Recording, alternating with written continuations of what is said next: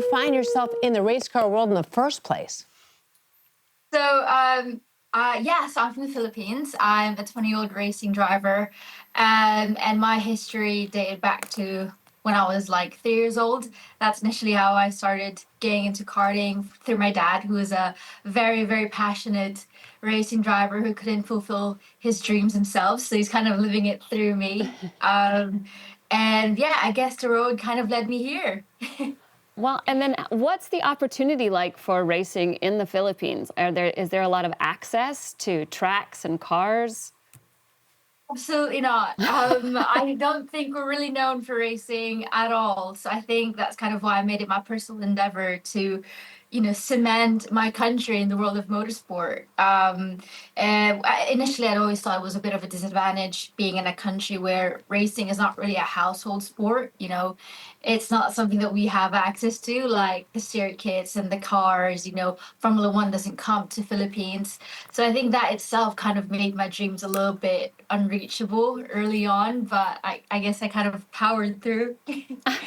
Well, you talked about your dad, like getting you into the racing, and he was really passionate about it. But does that leave you feeling like a lot of pressure to like live up to his expectations? It's a lot of pressure, but I guess like diamonds are made under pressure. You do need a bit of that, motivator in life. You need to live with a bit of, weight on your shoulders to really value every single thing. Value the opportunities and value the experiences. Like, because it is a sport as well where it is very expensive. Something that is very much so highlighted in the new documentary F1 the Academy.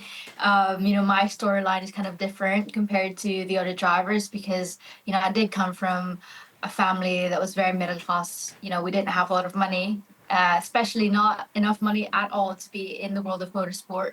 So, that extra added pressure was really it was my fuel. I think that if I didn't have this pressure on me, I wouldn't have made it this far because I wouldn't have valued it. So it is both, a great thing, and sometimes, yeah, it can be nerve-wracking. Yeah, no, being a child prodigy young, you said like you started at 3, which is wild. I thought I started young at 8, but you started at 3 and you were already professional by 8.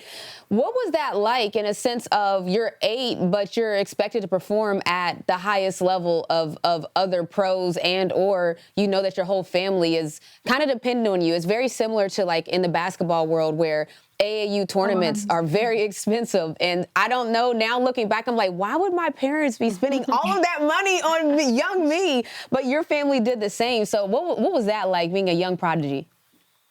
I mean, every athlete will definitely relate to me when I say that, you kind of have to grow up fast.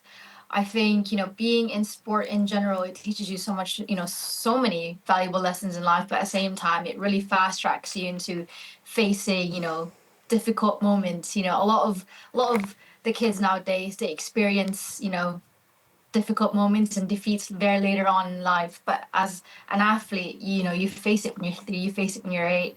You face it the minute that you get in a car and you spin out and you crash or you miss a shot, right? So I think that kind of that humbling and grounding experience, I value that so much because you can't win them all, you can't win every race, right? And imagine trying to learn that at the age of 8 when you're always going for it and you're like trying to chase, foot down the throttle and you want to win. So I think for me, my parents, they've always made me work hard for everything. Nothing was ever given or handed to me. So it was always like, oh, if you want to drive, you better have good grades. Oh, if you want to race this weekend, then you better behave or you better do well in this and that. So it was always kind of like, I knew that I was very privileged to have even had the chance to enter the sport coming, from my background. And that obviously is because my parents were very much, passionate about the sport, but at the same time, they really devoted all their time and effort and every penny to their names just so I could, pursue the sport. So I valued that. Like I grew up watching my parents save up for every single race.